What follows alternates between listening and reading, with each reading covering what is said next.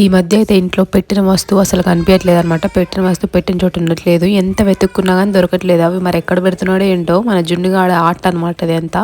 వాడు బట్టలన్నీ తీసి సర్ది పెట్టడం, వాడు మళ్ళీ తీసుకొచ్చి అవన్నీ కింద వేయడం, ఇదే పని అయిపోతుంది రోజంతా మాకు. సర్దుకోవడంతో సగం టైం అయిపోతుంది అనమాట.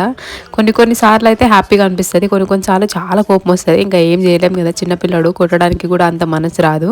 ఇంకా సరే వాడి ఇష్టం వచ్చినంతసేపు ఆడుకోమని చెప్పి వాడిని అయితే వదిలేసామన్నమాట.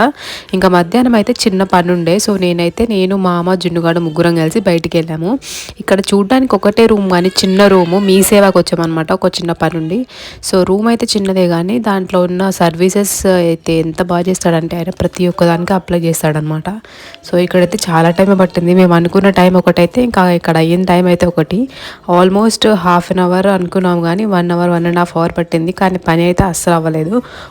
మళ్ళీ ఈవినింగ్ అయితే రమ్మని చెప్పాడనమాట. సో ఈవినింగ్ మళ్ళీ వెళ్తాము. ఏం పని అనేది నెక్స్ట్ వ్లాగ్స్లో చెప్తాను.